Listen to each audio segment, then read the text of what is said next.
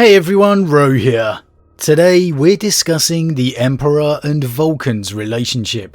Was Vulkan a favoured son, immune to the Emperor's manipulations, or simply a tool to be used? General spoiler warning to begin, as the events we're discussing today are from across the Warhammer 40k universe, so you have been warned. As always, I really recommend you read the stories for yourself first, as that's the best way to enjoy the lore for yourself, without spoilers. But with that said, let's just jump straight in. So when it comes to Primarch interactions with the Emperor, outside of Horus, Vulkan is definitely right up there amongst the very top. It really feels like we've been blessed with some great interactions between the two. Not an overwhelming amount by any stretch of the imagination, but definitely meaningful and substantial conversations. Important moments in Vulkan's life, and the wider lore. Of course, I'm an Emperor loyalist, trying to understand the reasoning behind his actions, and believing he did unexpectedly come to care for the Primarchs, at least as much as he could given his own creation and situation. Vulkan perhaps being one of the best examples. However, is that actually the case? Or was Vulkan merely manipulated as a tool from the start? Well, that's what we're going to be discussing today. Now, as always with these things, it falls down to our own opinions and interpretations. There is no right or wrong answer, just how we all individually feel about it. They are simply fun discussions to have. Now, the first interaction we saw between the two comes during their reunion, when the Emperor reaches Nocturne, in what appears to be after their legendary contest. And immediately, the fact that the Emperor appeared to Vulkan in disguise, as the so-called Outlander, could raise questions about being deceitful from the very beginning. Why and what his reasonings for appearing disguised to some of the Primarchs were, we don't necessarily know for certain. Though it appears and logic would dictate that it was a way of testing the Primarchs first, evaluating and understanding who and what they had grown to be in their absence. For me, I think the Emperor perhaps employed this option when it wasn't obvious on what he was walking into. Some others, for example, such as Guilliman and Rogel, were already at the heads of empires. And the Emperor does seem to confirm this when questioned by Vulkan, claiming he uses his appearance as a means to determine the truth. Regardless, however, the Emperor conceals his golden aura upon meeting Vulkan, until Vulkan directly asks him who he really is. Now, I'm not going to focus on this early discussion too much here, as we've already discussed it somewhat this week. But as we know, Vulkan was extremely reluctant when the Emperor brought up the question or intention of Vulkan being his general. And there's a very key point where the Emperor states Vulkan would prefer a blacksmith's hammer to a sword, to which Vulkan nods. And while the Emperor then tells Vulkan he wants him to join willingly, asking him if he will allow him to convince him, he fades his golden power as he does so, removing the image of a powerful emperor and speaking instead as a more simple man. Now, it doesn't say he changes his entire appearance, such as his armor, etc. Just that he appears more ordinary, a face more akin to a weathered farmer. And this is really interesting for me, because you can view this two ways. You can see it as the Emperor merely wishing to talk of his dreams as the man he is, wanting Vulkan to decide on the truth of it, as the Emperor himself states. Or you could very easily see this as a form of manipulation, realizing Vulkan's misgivings at his power, so instead appearing to him more humble. If you wanted to view it that way, you really could, because he certainly didn't give Angron that luxury. As always with the Emperor, there's that edge to it, that counter viewpoint.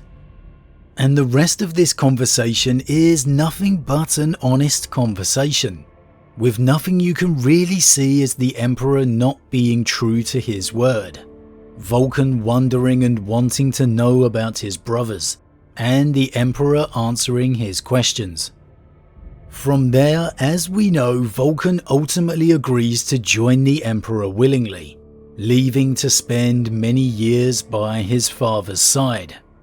We've had other glimpses such as the Ferris introduction, the Emperor finally giving Vulkan the order to unite with the rest of his legion. However, the next real meaningful conversation we get is their ultimate reunion upon Terra. And again here, the two sides of the Emperor are there to see, even more so this time. In the almost trance-like state of Vulkan's resurrection, he created a weapon of fearsome destruction, the talisman that when placed into the Golden Throne would destroy Terra if the Emperor failed, denying Chaos its ultimate victory. And it's not completely clear how Vulkan gained the knowledge to craft it, but Vulkan does imply on his awakening that he's gained some form of understanding from his father. And there's a line that later sums it up as best as any. "Something my father gave me, something he forged with my hand." So Vulkan has crafted the amulet and undertaken the perilous quest to Terra specifically for this purpose of delivering this device into the Golden Throne. And there's no two ways about it. The Emperor has used Vulkan here. Vulkan hasn't created this talisman by choice. And when Vulkan finally reaches the throne room, standing before his father upon the Golden Throne, dropping to his knees in tears as he hears his father's greeting, the Emperor specifically says, "Rise, Vulkan, and do what it is I brought you back from death to do," heavily implying the amulet is Vulkan's sole purpose. Now, I think how strongly you land on this one may depend on if you read the events of the novel Old Earth, or if you listen to the audiobook instead, as reading the text can sometimes feel a little blunter, seeing the events in a more black and white tone, whereas the first time I went through these events, I was listening to it, so it doesn't feel quite so harsh as the matter of fact of the events may be, because you hear and feel them with the emotion. But if we are to just look at it in black and white, removing any emotion as best we can, the Emperor has used Vulkan here to create the talisman. I don't think there can be any argument about that. He's had Vulkan craft it, bring it to Terra, specifically as the failsafe if they lose the heresy, because the Emperor has foreseen the portal will fail. These actions could very much taint your viewpoint of the relationship between father and son. However, of course, in removing emotion, you remove a large amount of context as well. Vulkan distraught at the notion of such devastation he's created, and the Emperor sorrowful that it had to be Vulkan, even apologizing to his son.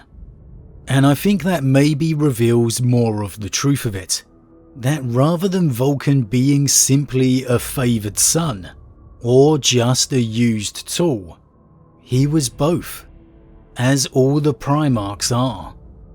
As the heresy went from bad to worse, as the war in the Webway was lost, the Emperor took the actions he needed to take to ensure if he lost, Chaos wouldn't win. Maybe in an ideal world he could have spent the time to have Vulkan create the talisman willingly, a mirror to their original meeting, when Vulkan agreed to follow his father by choice. But the simple fact is the heresy didn't allow for those kind of luxuries, those kind of conversations to be had, and in fighting for the fate of survival, imprisoned upon the Golden Throne, the Emperor took the actions he needed to take. One of the most interesting aspects of this, for me, is Vulkan's reaction. He doesn't storm off, he doesn't sulk or rant, he doesn't have any disloyalty to his father. He instead remains to stand guard over him, ensuring the weapon would never have to be used, as we've seen later against Magnus, and no doubt we'll see more of in the ultimate finale. So clearly Vulkan holds no resentment for the Emperor's actions, understanding why it had to be done, remaining steadfast in his loyalty. That's an interesting comparison to Guilliman's feelings some 10,000 years later. However, I digress. Favoured son or used tool, Vulkan has reasons to lie in both camps.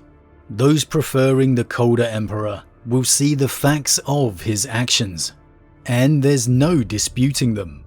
Others preferring the warmer Emperor will see the emotions and his reasoning, which again are clear and evident. The truth is really in the eye of the beholder, and there's no right or wrong answer. As always with the Emperor, maybe simply lying somewhere in between. I think if anything, the events of Vulkan's journey show all the dynamics and factors that go into the Emperor's relationships with his sons. We've been blessed to see those warmer, more genuine conversations, but we've also then seen the colder practicality his simple, rational decisions bring. For me, I think the established relationship between the two is what enables Vulkan to understand his father's decision, even if he quite clearly disagrees with it, and most likely beneath is unhappy in how his father has come about it. However, it's that established relationship between the two that enables Vulkan to get past it and to remain by his father's side. Which again, if I compare that to Guilliman's reaction 10,000 years later, when he feels the Emperor's lack of humanity, it really impacts his mental state quite a lot. While Vulkan has had the luxury of the Emperor being able to apologize to him, there's no doubting this is witnessing the Emperor at his most ruthless. Vulkan knows he has been used. He was simply able to accept it and look past it. Ultimately, honestly, I think the Emperor would manipulate or use any Primarch if the need arose. The only possible exception to that would have been maybe Horus. But I personally view his apology to Vulkan as evidence he would prefer not to do so. That he felt genuine reluctance. Maybe that wouldn't be quite so evident depending on the Primarch. In terms of if Vulkan remains one of the favoured sons in my viewpoint, I'd say yes. This example of the Emperor's manipulations doesn't really change my viewpoint. I feel he would have done it regardless of who the Primarch was. The simple fact is, it was most likely only Vulkan or Ferrus who could have crafted this talisman anyway.